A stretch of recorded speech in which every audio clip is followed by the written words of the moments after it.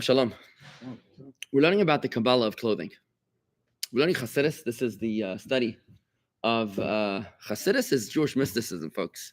This is, secrets of existence, secrets of the universe.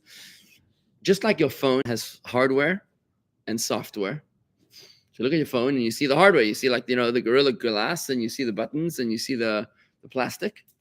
But then that's not the phone. The phone is the Verizon connection, the communication, the love, the emotions, the efficiency, the entrepreneurship that happens through the phone, right? Yeah. There's the outside and there's the inside, right? So when it comes to Torah as well, there's the outside and there's the inside. The outside of Torah is you can't light a fire in Shabbos. Okay.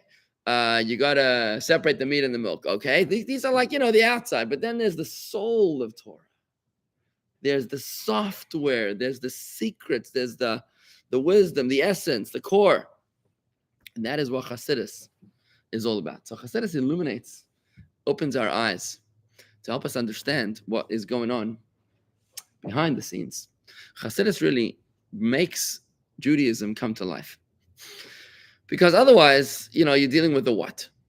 What am I allowed to do? What am I not allowed to do? A lot of people like that. A lot of people love rules. They love it. They love it. They just want to know what I need to do, what I'm not supposed to do. Just don't get me complicated. I'm from South Africa, by the way. You want to inspire someone in South Africa? It's amazing. You teach them the code of Jewish law, the things that they're allowed to do and what they're not allowed to do, and they love it. They're like, Rabbi, that was amazing. You come to America, you give the same class. They're like, Rabbi, I'm not coming back here, okay? Because they want to know the why. Americans, they want to know the why. They want to understand.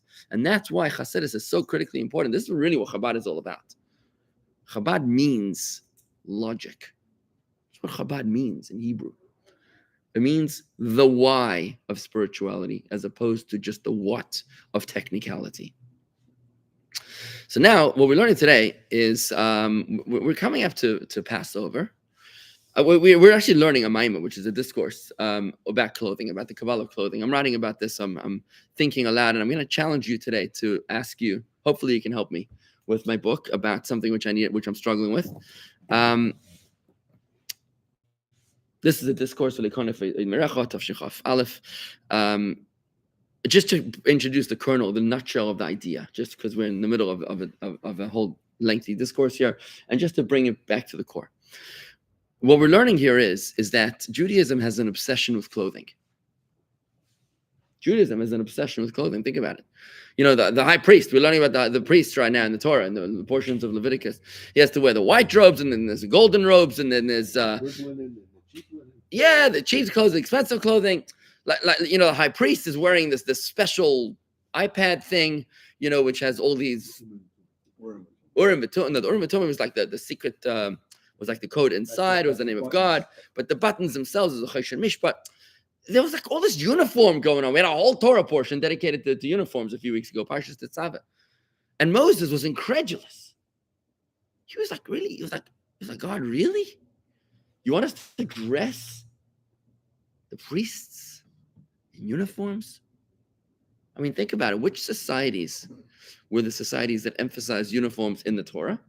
It was Pharaoh who dressed up Joseph, and it was Achashverosh of the Purim story who dresses up Mordechai. Think about this. The same two cultures that emphasized uniforms in the Torah were the same two cultures who were the first ones to attempt genocide against the Jewish people. Pharaoh against the Jews in Egypt, the Passover story. Achashverosh against the Jews in the Purim story. Now, both of them, Achashverosh failed, but Pharaoh killed countless Jews in the Passover story. In 86 years of brutal slavery, there were countless casualties that were killed in this genocidal work of Pharaoh. Why? Because those people that emphasize external perceptions are those people that are able to overlook our humanity and see us not as a human being, but as a number or as a thorn or as a problem. Right? It's not being able to see the soul of a person. So Moses is incredulous. He's like, God, really? I don't understand. This is what the Medrash says. It says that Moses didn't understand why he needed to wear, to dress the priests in clothing, in uniform. And when Moses, by the way, did his service, I think it's in this week's Torah portion. When Moses did his service in this week's Torah portion, he dressed in a simple white shirt without even a collar. Without even a collar, because that's what Rashi says. Not even a collar. Why? Because there was no form to the clothing. The clothing was merely a form of just dignity, of covering up. But there was no, he wasn't wearing anything flashy. And it makes sense that we'd want to emphasize the internal, not the external. Yet, we find this obsession with Torah that the clothing is a majorly big deal. And I give you another example of it. We find that, now, by the way, we spoke about two kinds of clothing. There's clothing of the body, which we all know what that is. Saks Fifth Avenue, Hugo Boss, all that kind of stuff, right? But then there's clothing of the soul as well. Clothing of the soul as well. What is clothing of the soul? We've learned this in Tanya, which is the founding text of Chabad. 3 things. TSA. That's all you need to know. The TSA is the clothing of the soul. Thought, speech, action. TSA. Thought, speech, and action. Because your soul, what is your soul? What is your soul? Soul is intellect and emotion. That's it. Intellect and emotion. So I was explaining this to my daughter yesterday. Your brain is your body, but your mind is your soul. Your heart is your body, but your feelings are your soul. Right? Intellect and emotion. But intellect and emotion doesn't do anything. When you choose to think about love or verbalize hate or fire a missile into the Iranian embassy in Damascus, that's an action. You're expressing your soul, right? That's what you're doing. You're manifesting the soul. And that, just like a human being can't go out of his house without clothing. I mean, in a normal functioning society, you won't be able to interact with anybody else without clothing. So to your soul, it doesn't interact with that clothing, with that thought, speech, or action. So the clothing of the soul is also very, very, very critically important. Now, what we're learning here is, Chassidus teaches us, quoting the Alter Rebbe, who's the founder of Chabad, author of the Tanya, who says that the power of clothing is an inyan amok, is a deep mystical truth. The power of clothing is a deep mystical truth. What is the power of clothing? The power of clothing is such that we become what we wear. This is what we're learning. That we become what we wear. Now that sounds insane. It sounds insane. Like, why would I become what I wear? I mean, there's me. Who's more important, the wearer or the weary? Is that a word? The weary? Dress for success. Oh, so dress for success, right? So is dress for success just like a is dress for success just like a feel good kind of saying, or is it real? No, you dress how you want to show up, how you want to be, how you want to be. So is dress for success how you want other people to perceive you? And how you yourself feel. The Alter Rebbe explains that the way you dress is the way that you become. And in fact, the Talmud says so explicitly in Tractate Yuma, I think it's 56a. There in Yuma says Rava. Rava says, one of the greatest Talmudic sages, he says, he says, Kol Talmud Chacham she'ein teichei kevaroi eini Talmud Chacham. Any Torah scholar who's inside doesn't match his outside is not a true Torah scholar. What he's saying is that what's most important is your outside, not your inside. If your inside doesn't match your outside, then you're not a real Torah scholar, which means your inside is recessive to your outside, to your clothing, which is dominant. What this idea means. So the dress for success doesn't totally work then, because what you're doing is you're putting on clothing which is not yours in order to dress for success. But then you have to rise up. But the point of Rava is, I believe, that the clothing has to be an expression of who you are. No, I disagree with you. I respectfully disagree. The way I learn this and understand it, and the way I'm writing about it is, I respectfully disagree with that position.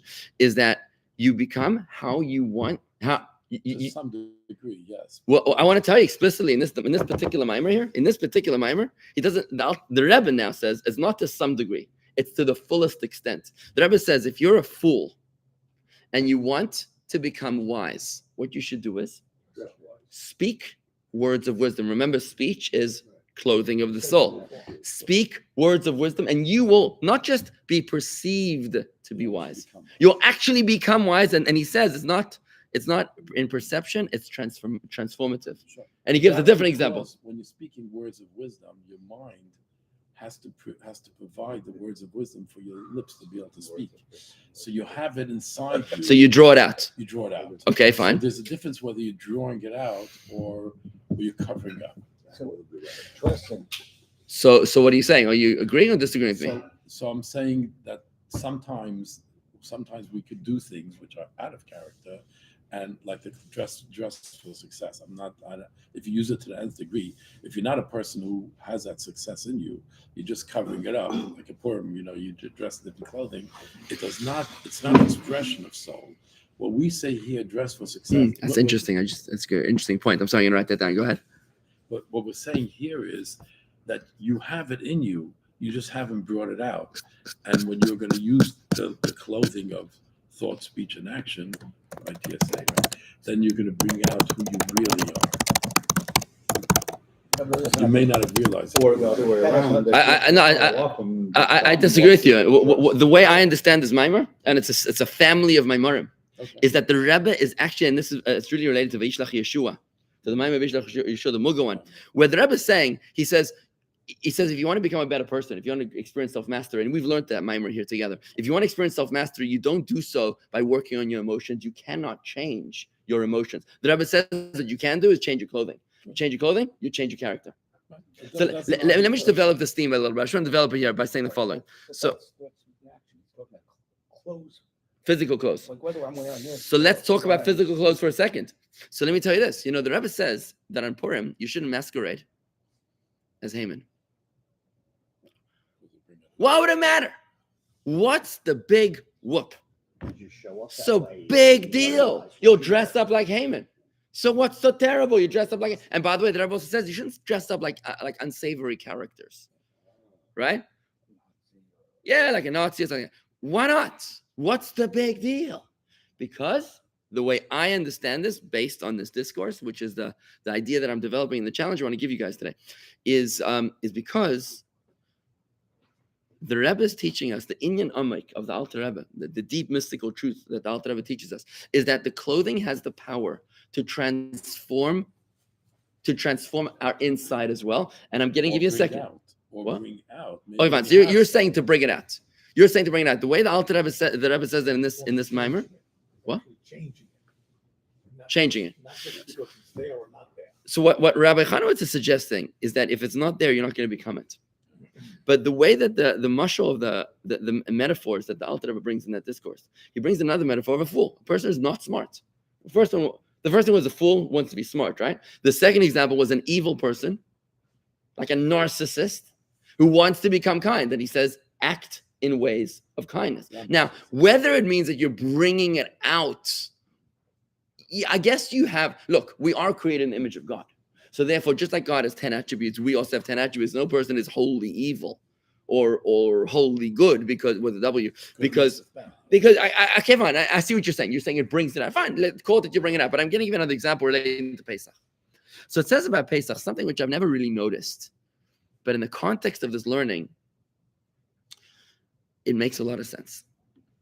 So just to wrap up the introduction for the newcomers, you become the way you dress.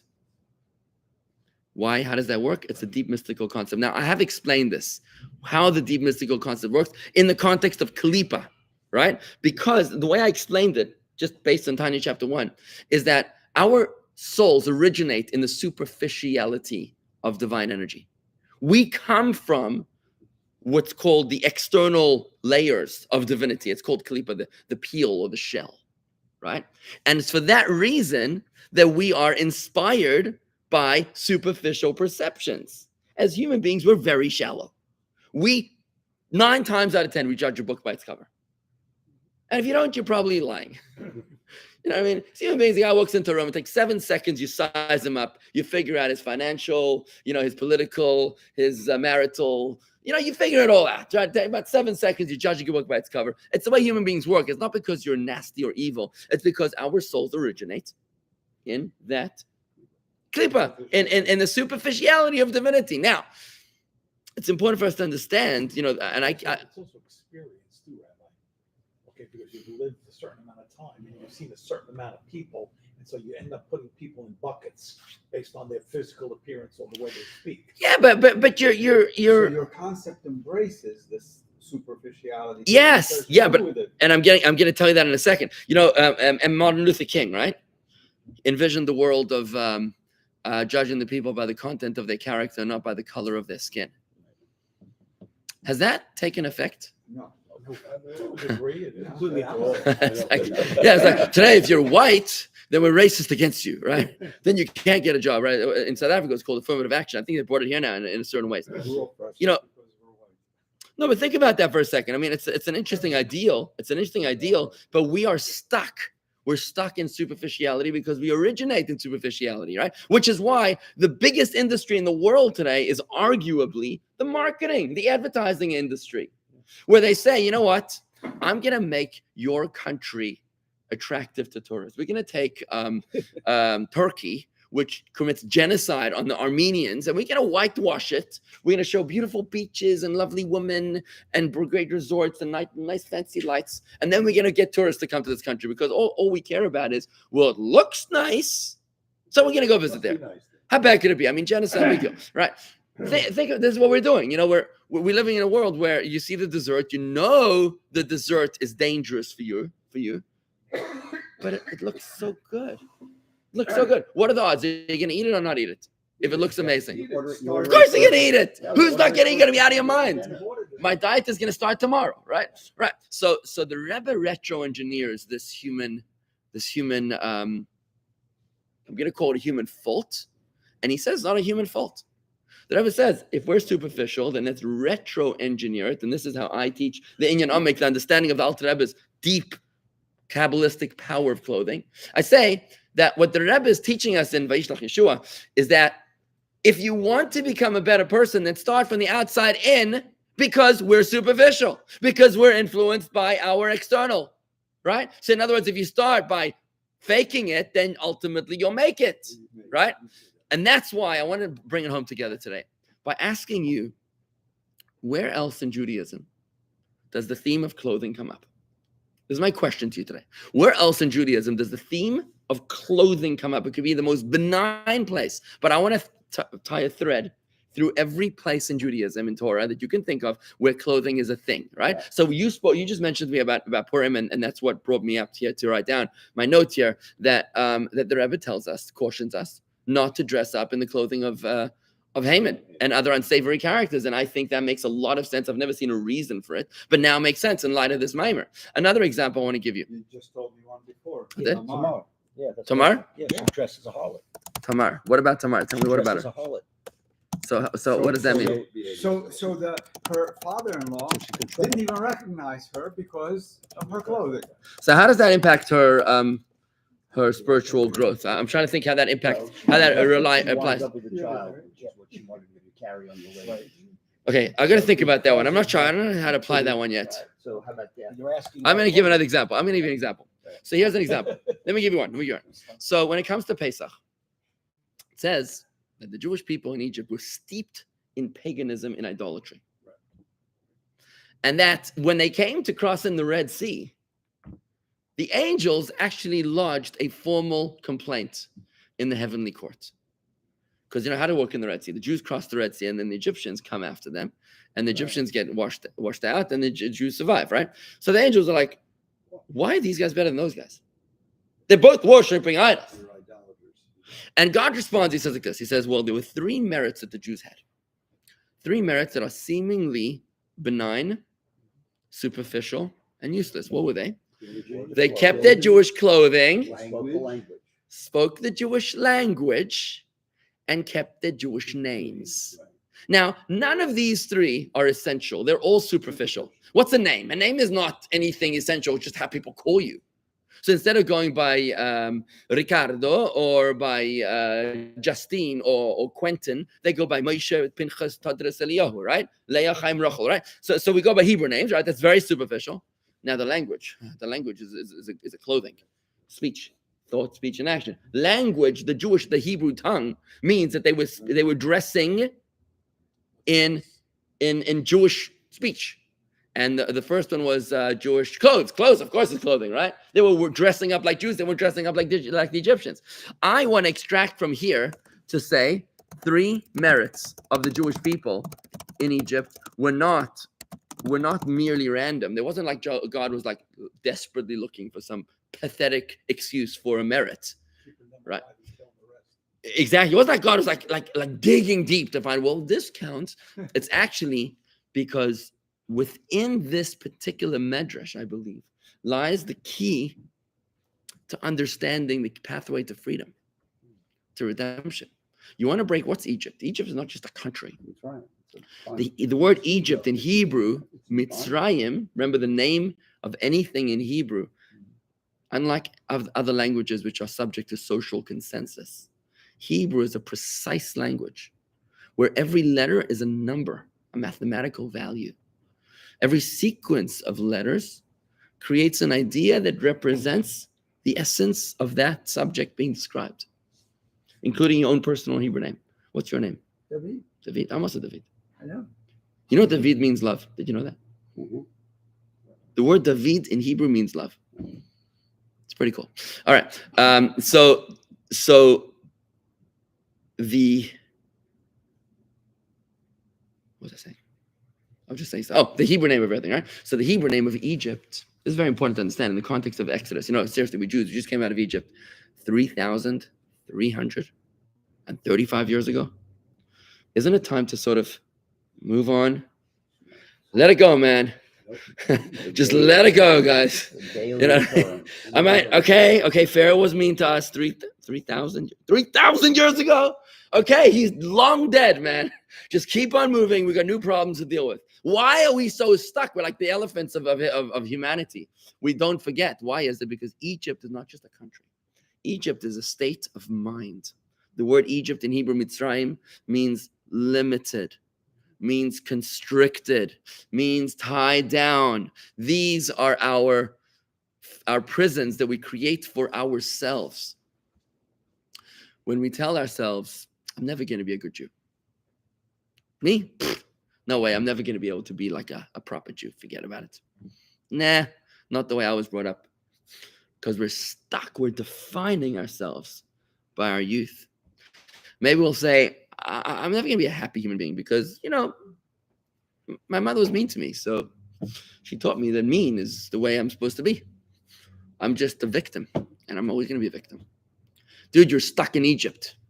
You got to break yourself free from Egypt. And this is the reason why we have this obsession with Egypt, not just 8 days a year, every single day of the year, twice a day, in the 3rd paragraph of the Shema. You know that's a biblical commandment to read the Shema every day in the morning and in the evening. And if you're doing nothing else in Judaism, by the way, if you're doing very little Jewish observance, try to say the Shema. Just memorize it or something. Shema Yisrael Adonai Eloheinu Adonai Echad. Try to say it every morning and every evening when you wake up and you go to sleep. The 3rd paragraph, which is a little more advanced, right? But it's the 3rd paragraph, talks about the exodus from Egypt. Why do we need to remember the exodus from Egypt all day, every day? Because in order to become a human being, in order to become the best version of yourself, what's the difference in a human being and an animal? Let's think about this for a moment.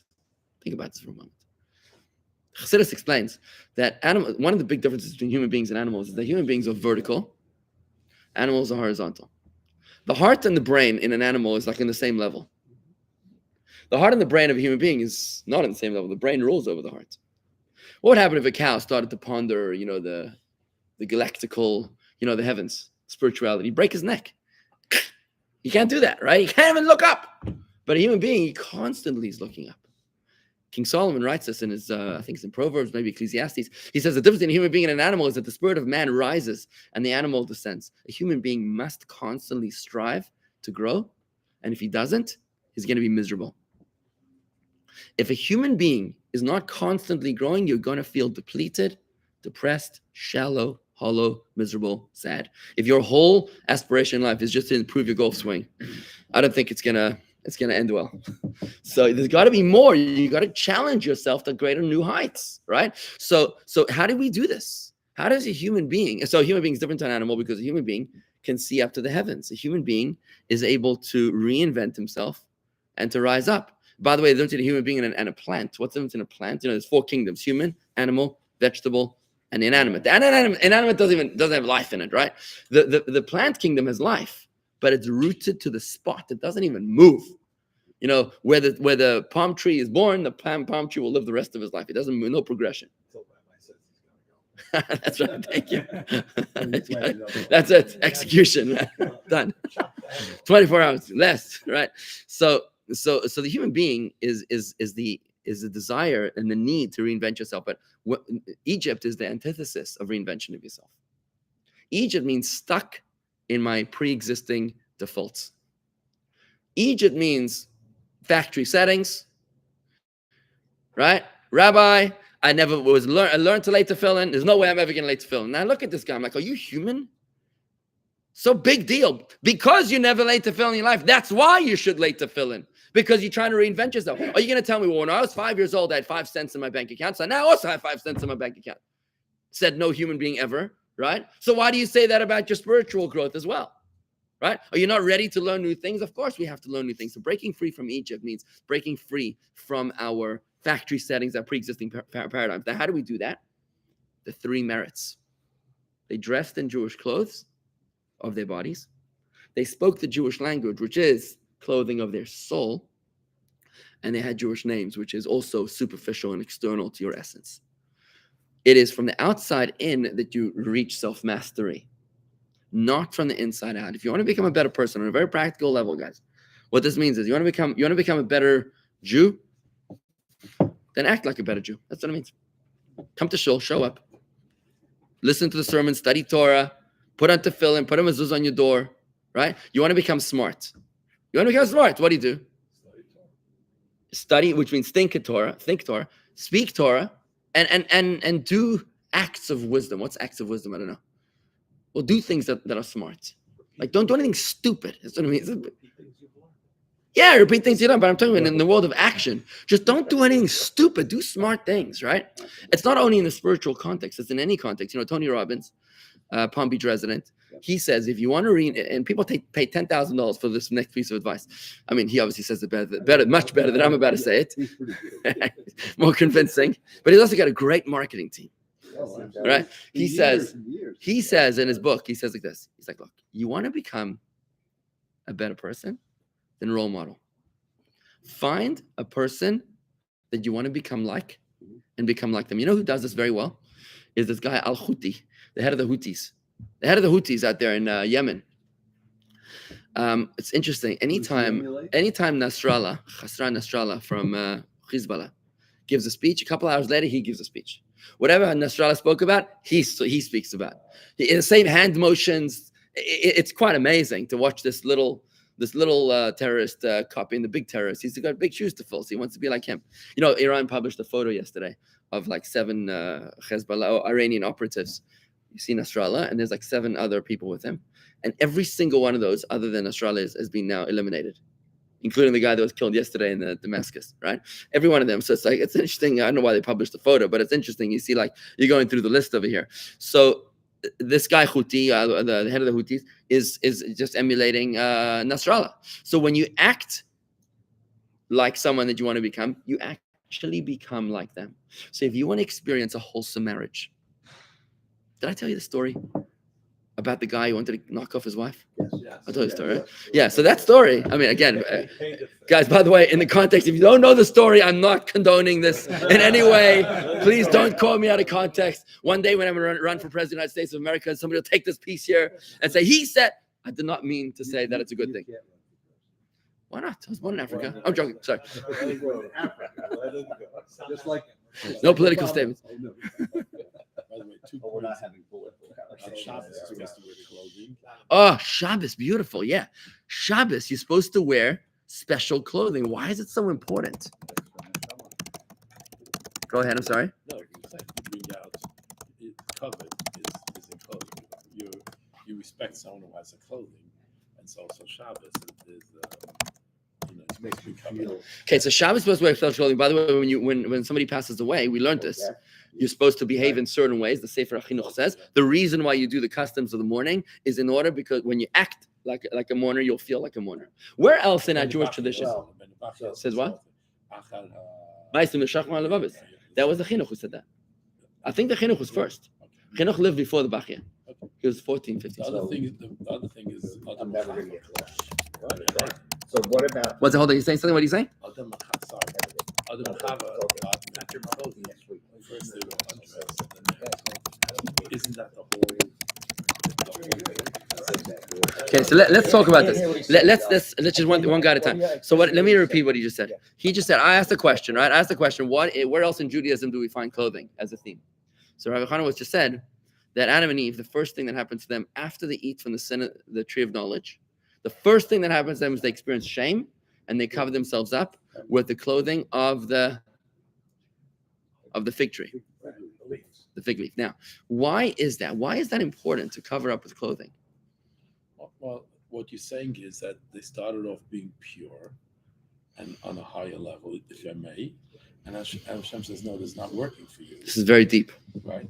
Isn't that the foundation for everything? I'll tell you what I think just happened. What happened was that before the sin of the tree of knowledge, it says like this. It says that in the Garden of Eden, Adam and Eve were essential and not superficial, which means that for them, an act of copulation, you know what that is, was exactly the same as the act of laying tefillin.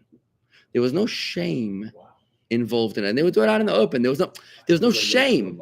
There was nothing to hide. There was nothing. It was a holy command. God had already said, "Be fruitful and multiply." So there was nothing embarrassing about this. It's because they were essential. When they ate the fruit of the tree of knowledge, they now introduced the klipa, the superficiality into their consciousness, and that's probably the reason why they needed to cover up with clothing. It's a fascinating dive into that idea. But anywhere else in Judaism, you can say something? When we bury somebody. When you bury someone, okay. We bury them in the shroud. They come with nothing, they leave with nothing. It's just. Now it's interesting. The Gemara says. How about at a wedding ceremony? Hang on a second. One at a time. So here a second. You know, people used to be buried in like golden ornaments. And the Gemara says that the people couldn't afford to bury their loved ones. It was like a social status thing. It's like, oh my God, the family member's dying. I need to take out another mortgage to bury them in the gold. So what happened was that people were just like dumping the dead. So the sages instituted a rule that all dead people needed to be buried in the same simple linen shrouds in order to avoid this keeping up with the Joneses business. Right? So that's an interesting idea. And somebody just said something. You said about marriage? Marriage. But there's a bridal gown. A veil. Ooh, the veil. A veil, no knots, right? There's no knots. What's up with the veil of the bride? You know, the veil of the bride is interesting. There's some interesting meditation into the veil. I want to share with you a quick meditation. You know, we have a couple weddings coming up here in the show. So there's the veil of the bride is very interesting because I always say to the bride and the groom, that, you know, you're getting married, and the groom took him 5 minutes or less to get dressed. The bride took her like 5 hours, probably more, to get dressed. In the makeup, hair, nails, everything. It was probably 3 days it took her to get dressed, right? So you're like, if you're gonna cover someone's face, you should probably cover his face. If you're really gonna cover someone's face, cover his face. She's the one who looks so pretty. He's like, okay. Yeah. Why are we doing this? So I teach the bride and groom that the reason is because we want to infuse a consciousness into the bride and groom that they should learn to love each other beyond what meets the eye, beyond the superficial. So even when it's a bad hair day, or maybe a bad word day, clothing of the body, clothing of the soul day, you should still learn to see the hidden beauty beyond the revealed beauty. Anyways, let me just finish up over here. What? I think the veil went back to Rachel. Yeah, it's got to do with mistaken identities as well. But that's a superficial, basic interpretation. Let me just finish over here. I want to finish this discourse very quickly over here. I try to finish this discourse. So the Rabbi wraps up and he says like this. I'm just going to finish this very quickly. He said like this. Going back to the story of the Alter Rebbe, the Alter Rebbe gave us two metaphors when it comes to the Kabbalah of clothing. He talked about a fool who speaks words of wisdom that he will actually become wise. He spoke about an evil person, a self-centered narcissist who chooses to don the garments of kindness which is TSA, thought, speech, and action. The garments of the soul, he's acting in a way of kindness, selflessness, then he'll actually become selfless, right? The reason that the Alter Rebbe says these two examples is because what he's trying to show us that the transformation is both in the level of emotion as well as in the level of intellect, right? That it's both parts of the soul. When we said the soul is intellect and emotion, right? And why does this change happen? Because of the intense, with the wondrous advantage of clothing that have the ability to transform. And the word here, Rabbi Chanowitz, is not to bring out. It's l'shanois. That they have the power to change. It's interesting to meditate upon your question. They have the power to change the inwardness and the essence. They can actually change your essence. I can't think of it right now, but it's interesting. The beginning of Ranat, Dibur, the power of Dibur. It's interesting. Dibur, go look that up then. Fine. And now he says this. There were people that came to complain to the Alter Rebbe. There were people that, the Alter Rebbe was the founder of Chabad Chassidim, right? And there were Jews that were intimidated by the Chabad Chassidim. They were like, this is a very passionate, happy brand of Judaism. And they weren't into that brand of Judaism. They were like more the people that wanted to know the what. And they weren't into this jumping, happing, more the South African style, They weren't into this American, they couldn't understand. They viewed suspiciously the joy of the Chassidim of the Alter Rebbe. So they came to slander the Chassidim of the Alter Rebbe to the Alter Rebbe. And they said, you think your Chassidim are so pious. They pray for so many hours with such intense meditation. By the way, prayer is not just asking God for stuff, right? Because a God that you have to ask things for 3 times a day and he doesn't deliver sounds like a God who's either highly inefficient or suffering from amnesia, and therefore not a God that we want to pray to. Prayer is a transformational experience. It's like the servicing of the car. It's calibrating the wheels of the car. You're calibrating the heart, mind, body, soul, consciousness. When you pray, you're tying it all together through meditation. So they said to the Alter Rebbe, your Chassidim, they pray for hours, and they do mitzvahs with meticulous effort. But you should know that this is all external. Because they halten it thereby, they're not really there. Spiritually speaking, they're not really holding at that lofty level of spirituality, right? They're really fakers. That's what the slanderer said to the Alter Rebbe. So the Alter Rebbe leaned in onto his hand and he fell into a state of rapture and he meditated for a while. And when he emerged from his meditation, he said, if what you're saying is true, then may the curse of the Mishnah befall them. What's the curse of the Mishnah? It says in the Mishnah in the end of Chakti Peah is the laws of the corner of your field. When you have a field, you're going to leave a corner of your field untouched for the poor to collect charity. So it says over there that a person who collects charity when he doesn't need to collect charity, he's lying, really has hidden stash. But he's collecting charity, he's faking it.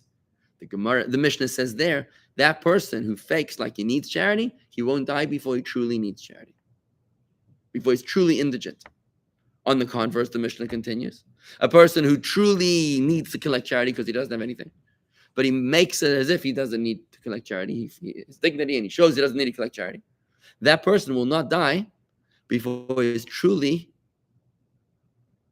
not indigent, before he truly does not need to collect charity. In other words, you become the way that you behave. That's what the Mishnah says. Says the Alter Rebbe, may the curse of the Mishnah befall them. So these guys, they weren't expecting such a score, such a victory that the Rebbe would curse his own Chassidim. So they asked him to explain, and he explained like this. He says, just like the Mishnah says, that you become the way that you fake, so to my blessing or my curse to my Chassidim is that if they're acting so pious, if they're acting so spiritual, if they're acting so kind and so sensitive and so thoughtful and so mystical and so spiritual and so meditative and so on and so forth, then may their external behavior transform their inner truth. And again, shalavushim atzmam meshanim gamesamahus. The word is meshanim, that the external clothing, whether clothing of the body, which is or clothing of the soul, thought, speech, and action, may that actually transform their essence, not only in a superficial perception, but actually in a transformational essence, essential change. So I'm going to close with this idea and just say that, friends, we've got tremendous powers at our fingertips.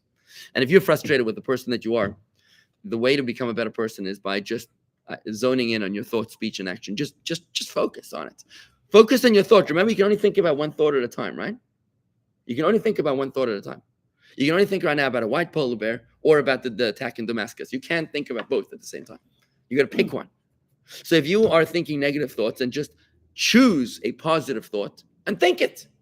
Thinking is actually something which you choose instead of something that happens to you, right? And your words, you don't have to say words that other people are saying. You can actually speak elevated speech. You can actually say ideas and feelings that other people don't talk about. And you can actually do things that other people don't do, right? And I think if you're at this table, you're probably a person that's risen above already from your environment. And you already have the courage to show up here at the Chabad and to take a lead in your families and your communities. And I want to encourage you to keep on going down that path, to focus on your thought, speech, and action, because you'll become the way that you behave. Thank you. Question. Yes, sir. What does Nike say? What is what? Nike. Just Just do it. Hey, Nice. Rabbi, though. Like it, I Michael. just Thank you. come in with what you talked about yesterday, how you're already investing. Shkoyach. I'm just going to sign off and saying, hold on. Just one second. If you enter, somebody said, if you enter 5-star hotel, dress like you deserve to be there. Nice one, son. I like that. Is it true that if we eat kosher that it makes it easier for us to think, say, and do good things? I do think so, yes. Wow, lots of good stuff here, guys. Thank you very much, everybody, for the comments and closing off. You're going to say goodbye, sorry.